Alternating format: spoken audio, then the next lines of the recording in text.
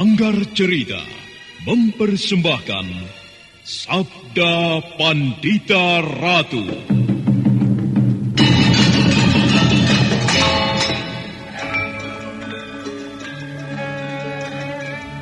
Jawablah, Ken Umang. Benarkah kau berada di belakang peristiwa ini? Tidak, Tuanku. Hamba tidak berada di belakang peristiwa yang baru saja terjadi. Kau tidak berbohong, Ken Umang? Baginda Tuanku tidak percaya kepada hamba. Jawab pertanyaanku. Kau tidak berada di belakang peristiwa ini? Tidak. Umang, aku minta jawab dengan kejujuranmu. Janganlah kau menimpakan sebuah kesulitan kepadaku.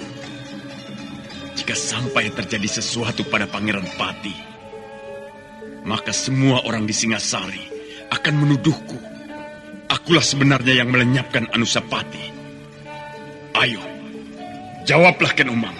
Baginda, hamba tidak mau Baginda bersikap kasar seperti itu kepada hamba. Hamba sudah menjawab bahwa hamba tidak berada di belakang peristiwa itu. Hamba mengatakan sebenarnya, hamba memang berkepentingan dengan lenyapnya Anusapati itu, karena ia akan menjadi duri di dalam daging hamba.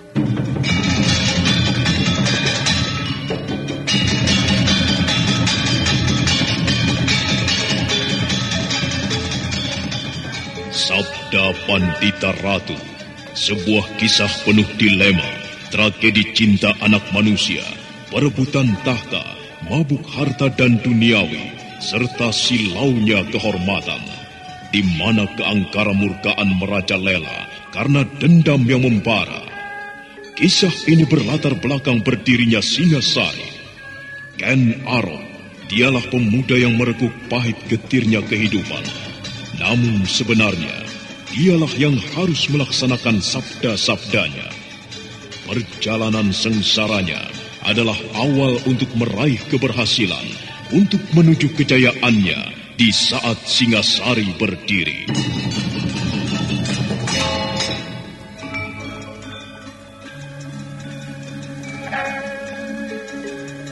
Kau yang bernama Ken Arok? Hamba, Tuan Putri. Hamba yang bernama Ken Arok. Dan kau pimpinan pemberontak itu? Hamba yang memimpin pasukan untuk menyerang Kediri. Karena merindukan lahirnya sebuah tatanan baru. Tatanan yang selama ini berlaku sudah tidak sesuai lagi. Hamba tidak keberatan jika Tuan Putri mengatakan hamba adalah pimpinan pemberontak. Kau yang telah berhasil memenangkan peperangan yang terjadi, Ken Arok. Kau yang sekarang menentukan nasib Kediri sekarang. Kau pula yang menentukan mati dan hidup suamiku, Baginda Kertajaya. Baginda masih hidup, Tuan Putri. Karena ada hal yang harus dikerjakan oleh Baginda esok pagi di alun-alun. Pada saat itu, Baginda akan mengumumkan kekalahan Kediri di hadapan segenap kaula Kediri. Kemudian menyerahkan kekuasaannya kepada hamba, Raja yang baru.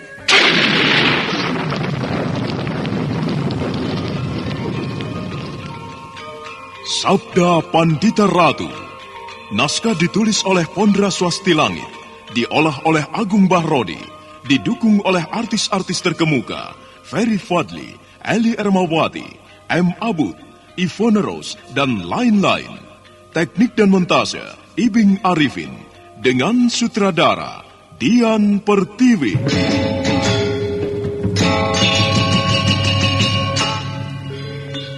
Sabda Pandita Ratu. Dalam episode ke-21 ini dengan judul Pelangi Tengah Malam.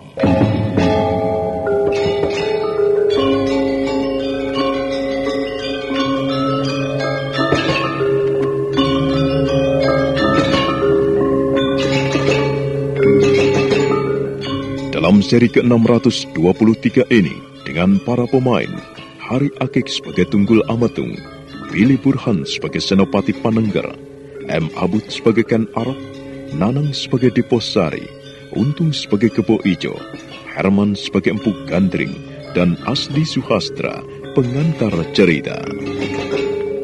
Sandiwara Radio ini masih Anda dengarkan di channel YouTube Satria Collection. Jangan lupa tekan tombol like dan subscribe. Senopati Panengger dengan perasaan berat dan tahu diri karena melihat kenyataan tidak bersedia memenuhi syarat yang diminta oleh Woro Prihatin. Itu berarti dia tidak mempunyai kesempatan untuk memperistri bekas anak raja itu. Kemudian Senopati Panengger menjumpai sahabatnya yang juga atasannya, Diposari.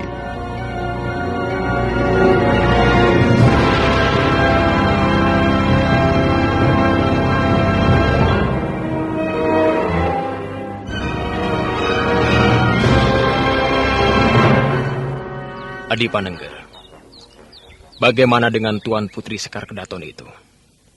Bersedia kau peristri?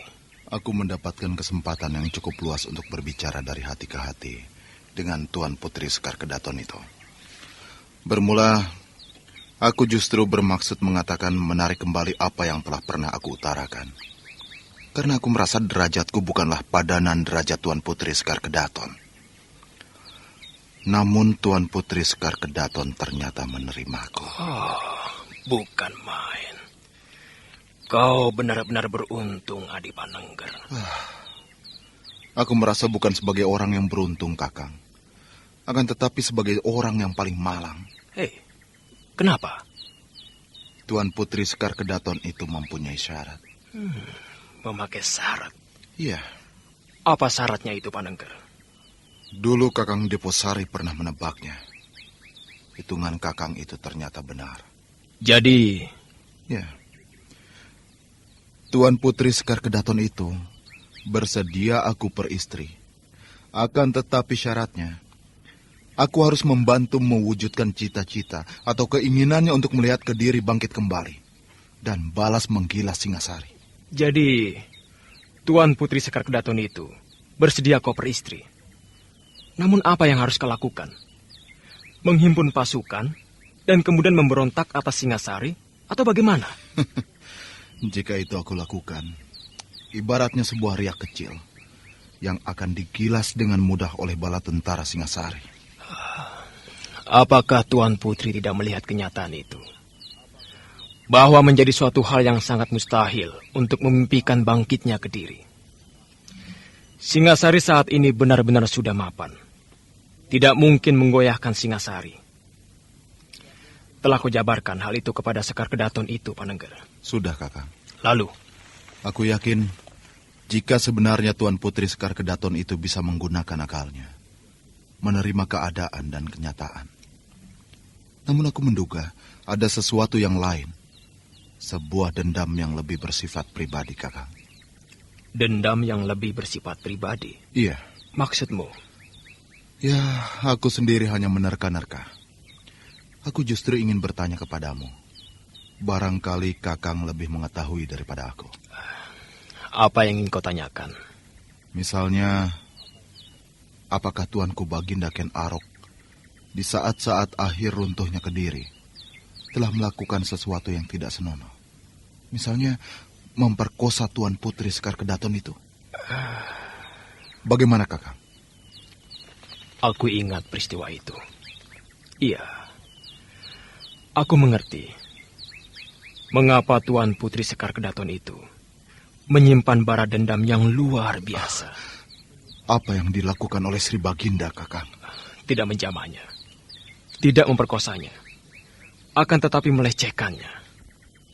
Dengan gamblang, Senopati Diposari menceritakan apa yang telah terjadi di sebuah rumah yang berada di luar istana Kediri. Di rumah mana Sekar Kedaton bermaksud membunuh Ken Arok dengan menggunakan cundrik. Tetapi dengan mudah cundrik itu dihindari dan dirampas. Harga diri Sekar Kedaton sebagai seorang wanita benar-benar dihina dan dicampakkan.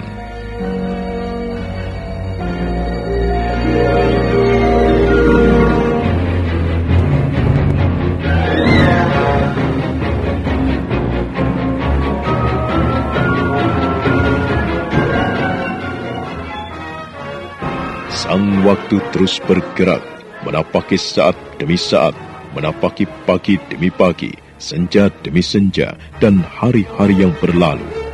Seolah sang waktu pula yang menjadi saksi atas kegelisahan Sri Baginda. Hingga pada suatu hari, kegelisahan itu semakin mempuncak serasa tidak tertahankan lagi.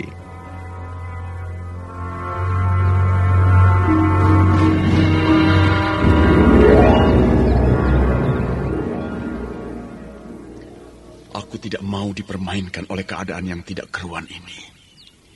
Aku tidak mau dibayangi oleh takdir. Aku tidak mau dibayangi oleh kutukan atau apapun namanya. Aku tidak mau dibayangi oleh sesuatu yang tidak jelas. Aku tidak percaya kepada Pepesten. Kalau Pepesten itu ada, aku, Ken Arok, harus merubahnya.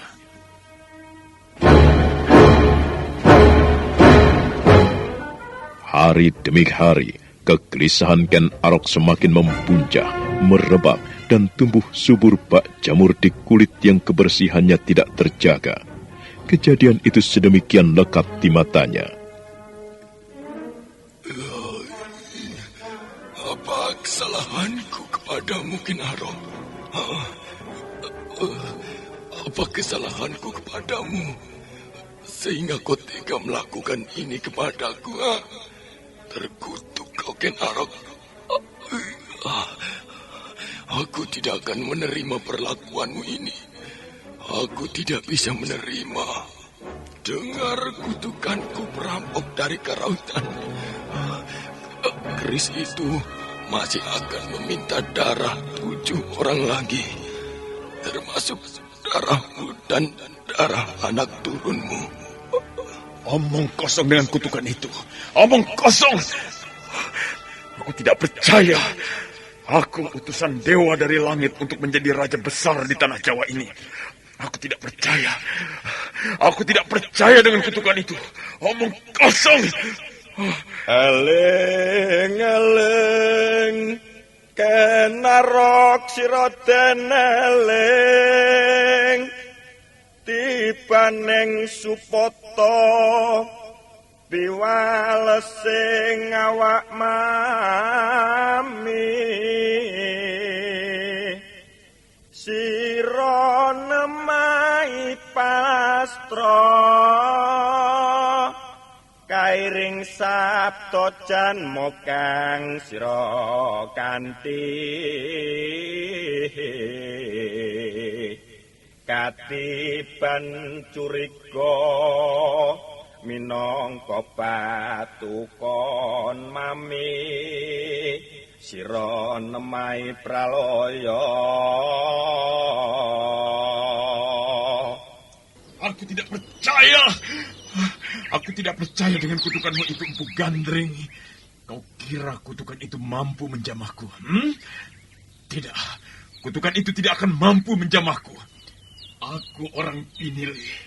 Aku dipilih oleh dewa-dewa di langit yang jauh itu untuk menggelar kekuasaan di bumi ini. Aku tidak akan terjamah oleh kutukanmu. Omong kosong kau, Empu Gandring.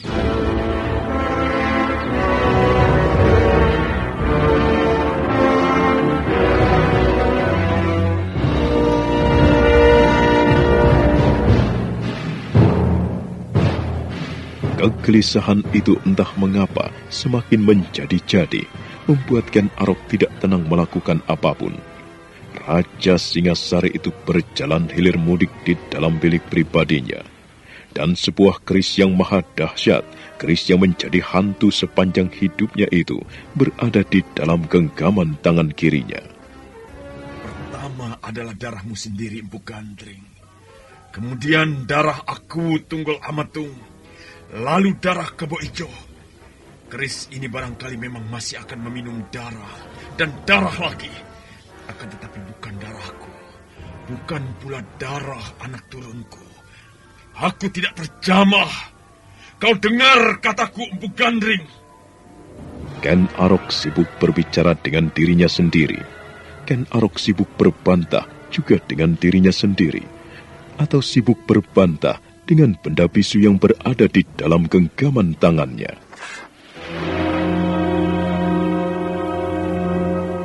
Benarkah kau akan membunuhku? Membunuh anak turunku pula? Benarkah itu akan terjadi? Kalau kau akan membunuhku, membunuh anak turunku pula, maka percuma aku menjadi raja. Tidak ada gunanya aku menggelar kuasa menjadi maharaja di Singasari ini. Ayo, keris yang luar biasa. Kalau kau bisa berbicara, jawablah. Katakan kepadaku, benarkah semua itu? Iya.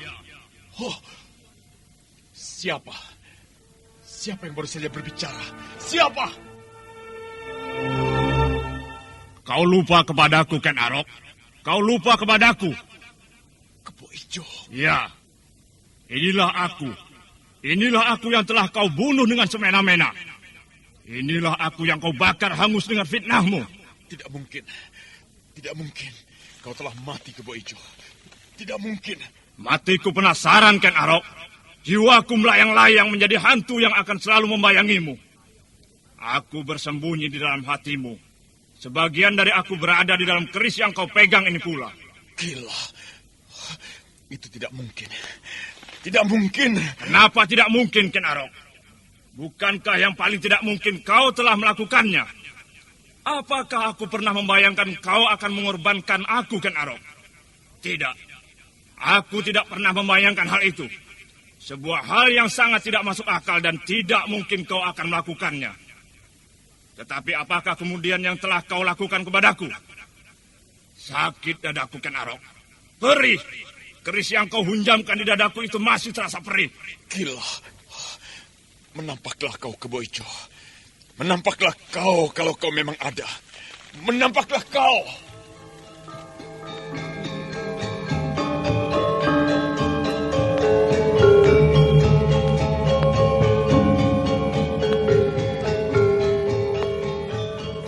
Bayangan Kebo Ijo itu tidak pernah muncul menemui Ken Arok. Sebenarnya percakapan itu berkecamuk di dalam keruh hatinya sendiri. Tidak ada siapa-siapa di ruang itu kecuali Ken Arok yang duduk rebah di atas dampar, nyaris telentang dengan keris di tangan kanan, warangka di tangan kiri. Pamor keris itu biru kehitam-hitaman, mengerikan sekali. Ken Arok memijit-mijit keningnya sendiri, seolah ada sesuatu yang mengganjal di dalam kepalanya. Sesuatu itu ikut berdenyut di kepala yang otaknya juga berdenyut-denyut.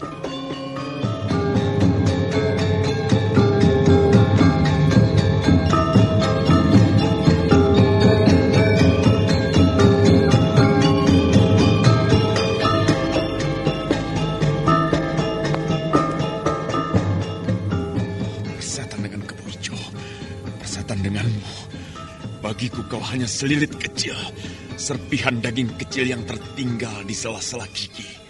Aku tidak perlu memikirkan selilit, meskipun itu membuatku risih. Nantinya kau akan membusuk, Kebo Ijo.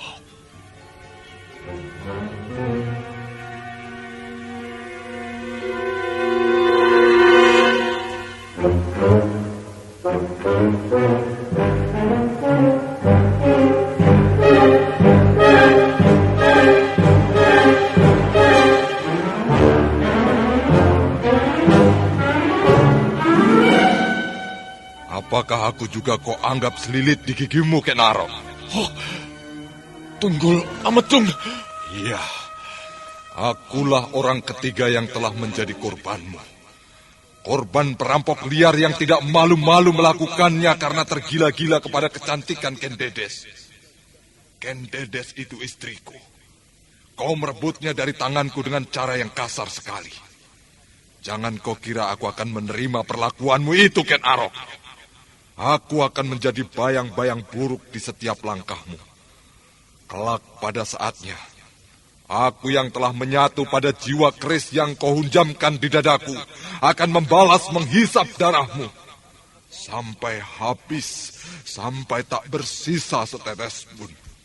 Omong kosong Tunggul Ametung.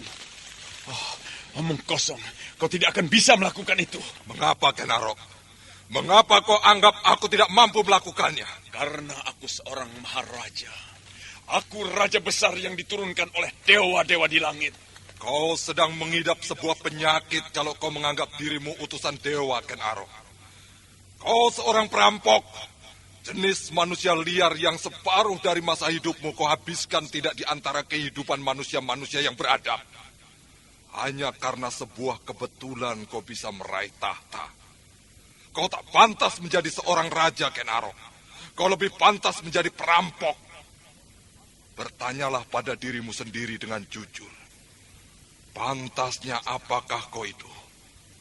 Kau seorang perampok, persetan, persetan, persetan!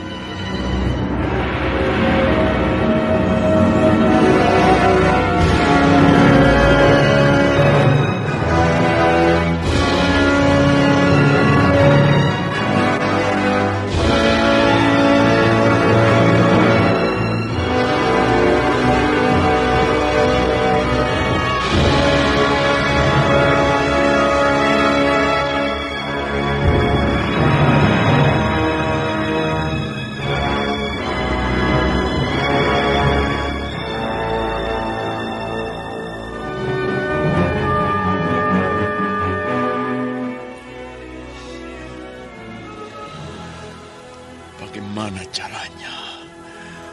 Bagaimana mencegah semua itu? Andai kata aku bisa melongok terhadap apa yang akan terjadi di masa mendatang. Gila, siapa yang telah diguratkan oleh takdir bakal menjadi pembunuhku? Siapa yang diberi wewenang untuk membunuhku? Siapa sebenarnya?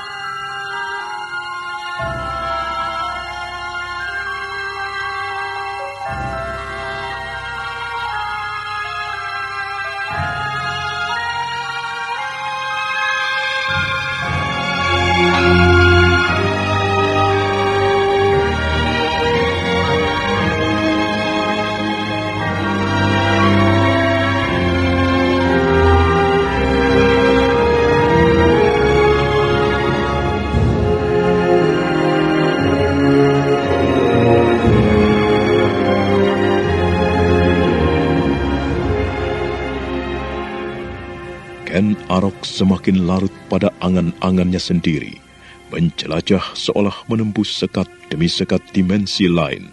Sedemikian larutnya, Sri Rajasa, Raja Singasari itu merasakannya hingga peluhnya bagaikan terperas dari sekujur tubuhnya. Tubuhnya basah kuyup, dan tidak berapa lama kemudian dia menyadari apa yang diperbuatnya. Lalu dengan gontai dia melangkah.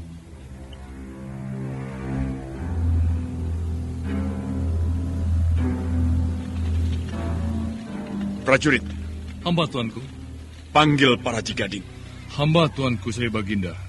Hamba melaksanakan perintah. Suruh menghadap padaku sekarang juga.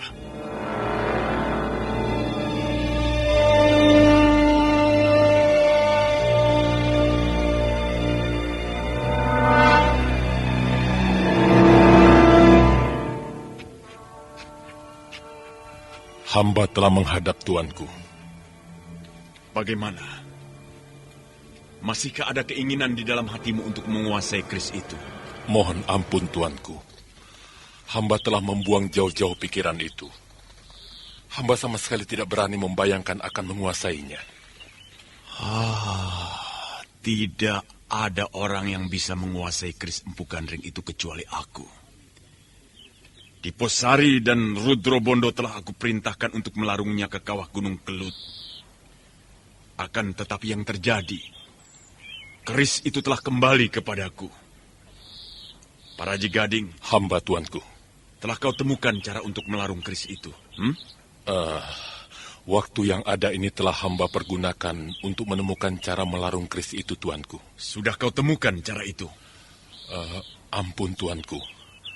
Hamba merasa cukup memiliki pengetahuan tentang keris dan wesi aji. Namun baru kali ini hamba melihat perilaku dan kedahsyatan yang luar biasa yang ditunjukkan oleh sebuah keris. Jangan bertele-tele. Cepat jawab pertanyaanku itu, para Jigading. Dan ingat, apa yang pernah aku katakan kepadamu. Kau telah bersalah karena berani ngilani dadaku.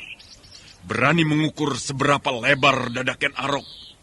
Kau berani mencoba merampok keris yang dibawa Diposari dan Rudrobondo.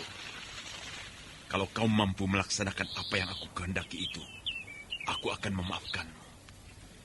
Akan tetapi, kalau ternyata kau tidak mampu, hukuman itu tetap akan aku jatuhkan kepadamu. Ampun beribu ampun, tuanku. Apakah hamba diperkenankan untuk menghadapkan seorang empu yang mumpuni di dalam bidang wesi haji? Siapa orang itu? Namanya Empu Porosoro, tuanku. Empu Porosoro? Di mana orang itu? Sebenarnya lah, hamba telah menghubunginya. Dan Empu Porosoro itu telah siap sewaktu-waktu jika tuanku menghendakinya. Empu Porosoro itu pada saat ini telah berada di dalam kota Raja Singasari. Baik, panggil orang itu, hadapkan kepadaku.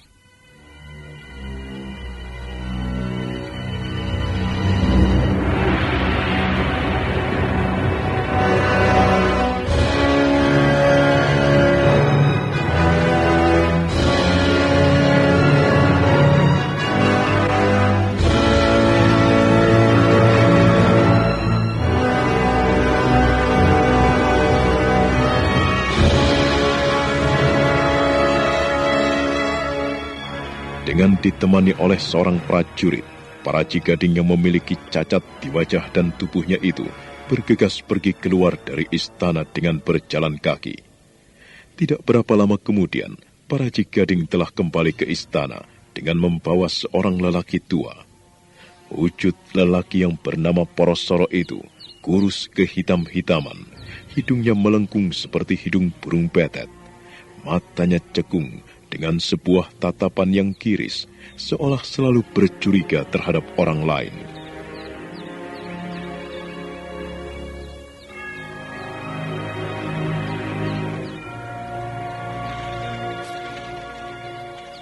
Ampun tuanku, hamba kembali menghadap. Orang inikah yang kau sebut bernama Porosoro itu? Hamba tuanku. Hamba berharap Kiai Porosoro ini bisa membantu kesulitan Baginda, tuanku. Kau bernama Porosoro? Hamba, tuanku. Hamba bernama Porosoro. Benarkah kau menguasai bidang wesi, pembuatan keris, dan membaca pamor? Hamba menguasainya, tuanku. Kau pernah mengenal seorang empu yang bernama Empu Gandring? Hamba mendengar nama itu, tuanku. Seorang empu yang terkenal namanya hingga di sudut-sudut pedusunan. Seorang empu yang mumpuni dalam pembuatan berbagai senjata yang bertuah. Perigal, membuat berbagai tombak. Canggah, dan utamanya membuat keris. Mengapa sebagai seorang empu yang juga mumpuni dalam pembuatan keris kau tidak dikenal banyak orang, Porosoro? Ampun, tuanku. Hal itu karena hamba tidak suka menonjolkan diri. Kau lihat keris yang ada dalam genggamanku ini. Keris ini yang membuat adalah Empu Gandring. Jiwa keris ini telah luluh kepadaku. Namun meski jiwa keris ini telah menyatu denganku, bukan berarti aku senang ketempatan olehnya. Nah, Kiai Porosoro, terserah apapun yang akan kau lakukan, atau menggunakan cara apapun, tetapi yang aku kehendaki, lebur keris ini.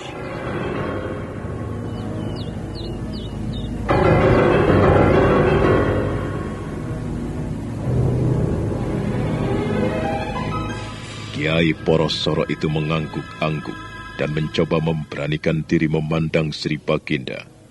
Entah mengapa, Ken Arok tidak suka dengan tatapan mata orang itu. Tatapan yang menggambarkan orang yang berhati culas.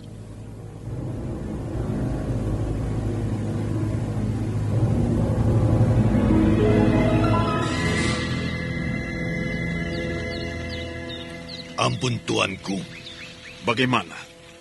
Apakah hamba diizinkan untuk melihat keris itu? Aku izinkan. Lihatlah. Kiai Porosoro itu menerima keris yang diserahkan oleh Sri Baginda. Keris itu kemudian dipundinya di atas kepala. Sebuah upacara yang lazim diberikan untuk memberikan penghormatan kepada sebuah keris. Dan perlahan kemudian keris itu dicabut.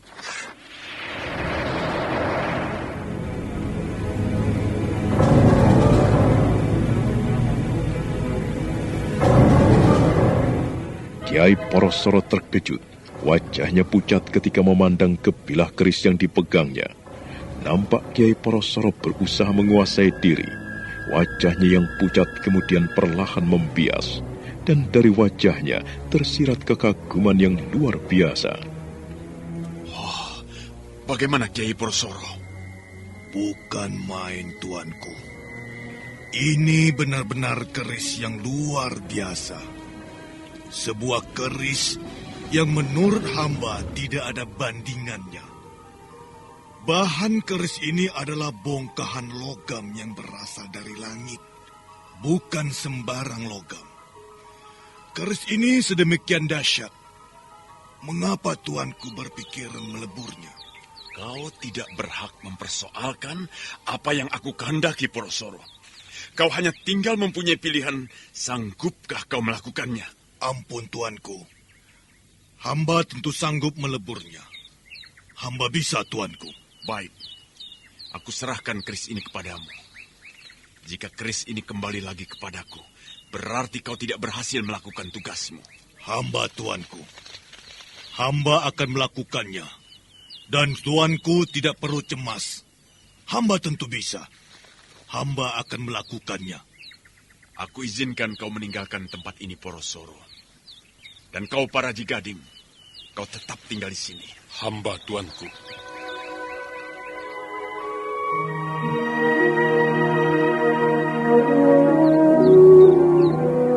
Keris empu gandring yang berbungkus kain lawe berwarna putih itu telah dibawa keluar oleh Porosoro dari ruang paseban.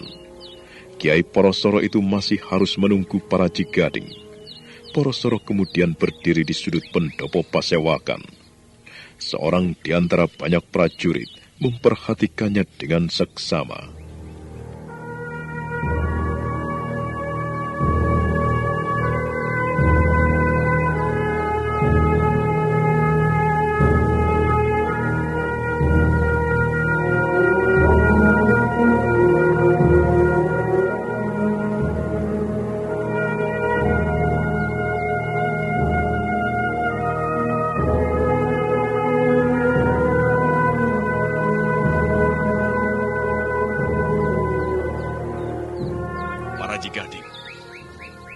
Hamba, tuanku. Tahukah kau bagaimana perasaanku saat melihat wajah orang itu? Hamba mohon ampun. Hamba tidak mengetahuinya, tuanku. Perasaanku begitu melihatnya. Aku tidak senang pada wajah orang itu. Wajah yang menyiratkan hatinya yang kotor. Tatapan matanya seperti tatapan mata burung hantu. Hidungnya seperti hidung burung betet. Begitu melihatnya, aku merasa tidak senang. Ampun, tuanku. Apakah dengan demikian, karena wujudnya itu Kiai Porosoro itu harus dijatuhi hukuman? Aku akan mengatakan kepadamu, Paraji Gading, yang tentu kau akan menyampaikan pula kepadanya, agar ia jangan macam-macam terhadap keris itu. Aku lihat tatapan matanya menyiratkan keinginan untuk memilikinya. Jika itu betul, maka ia akan mengalami nasib yang paling buruk dan belum pernah terbayangkan olehnya. Hamba, tuanku. Hamba akan menyampaikan hal itu kepadanya. Pergilah.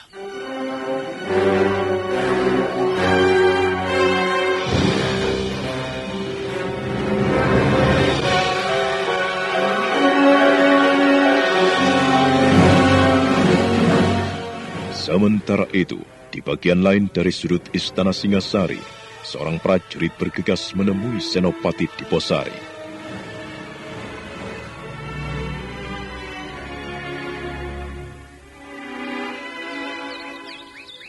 Apa yang akan kau sampaikan kepadaku?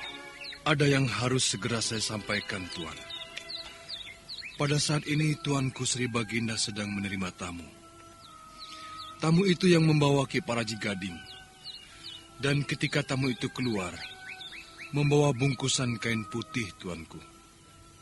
Saya bisa meyakini benda yang berada di dalam bungkusan lawi itu adalah sebuah keris, Tuan. Orang itu sekarang di mana? Masih di halaman, Tuanku. Apakah Tuan akan menemuinya? Tidak. Aku hanya akan melihatnya dari kejauhan saja.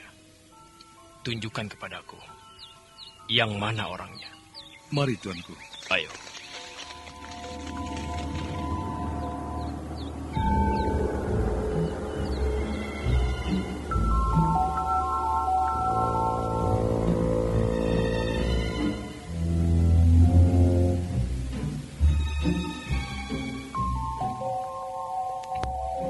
Dari sudut halaman, tanpa menarik perhatian, Senopati Diposari melihat orang yang dimaksud. Orang itu berkain corak geringsing, berikat kepala corak geringsing pula. Di tangannya tergenggam sebuah bungkusan lawe putih. Diposari berdebar membayangkan di dalam bungkusan itu adalah keris Empu Gandring.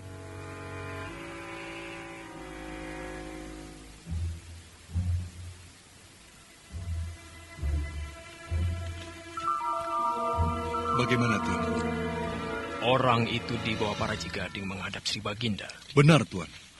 Sekarang, apa yang akan Tuanku lakukan? Tidak ada yang perlu aku lakukan, prajurit. Aku sudah tahu kenapa orang itu dibawa para Jigading menghadap Baginda. Apakah kira-kira itu, Tuanku? Sebuah rahasia. Lebih baik aku tidak mengobrol cerita. Nah, terima kasih. Kau telah memberitahu aku. Akan tetapi aku tetap berpendapat, orang yang bernama para Jigading itu perlu terus diawasi. Orang itu mempunyai kemungkinan menjadi sumber bahaya yang cukup besar yang sanggup mengguncang istana ini. Prajurit itu mengangguk, tetapi perhatian Senopati Diposari kemudian tertuju pada para Jigading yang nampak keluar dari dalam istana menemui orang yang menjadi perhatian Diposari. Para Jigading, Tuan? Iya, aku juga melihatnya.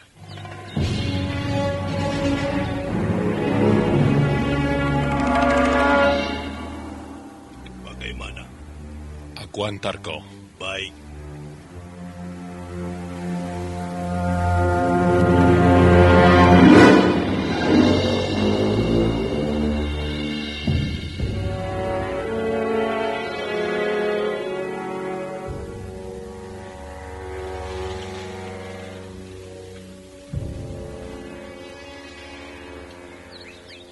Prajurit. Saya, Tuan. Ikuti kedua orang itu dari kejauhan. Aku ingin mengetahui kemana mereka. Tetapi jangan mencolok perhatian. Siap, Tuan.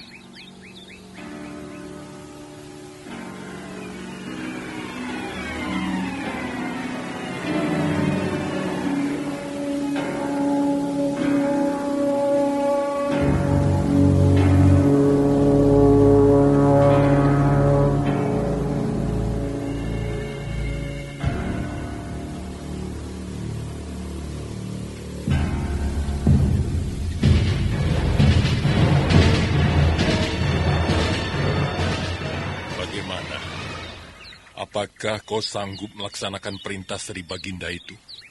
Kau pikir apakah aku akan melakukan? Hei, apa maksudmu? Sandiwara Radio ini masih Anda dengarkan di channel YouTube Satria Collection. Jangan lupa tekan tombol like dan subscribe.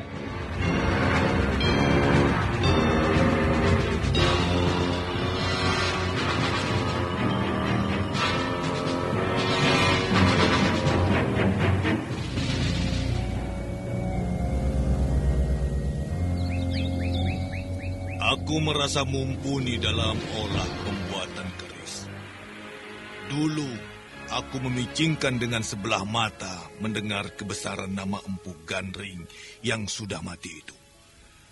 Akan tetapi ternyata, karyanya benar-benar luar biasa. Aku baru percaya dengan kebesaran Empu Gandring setelah melihat langsung buah ciptaannya itu. Tentu sangat sayang kalau keris ini sampai dilarung atau dilebur. Jadi, aku ingin memilikinya.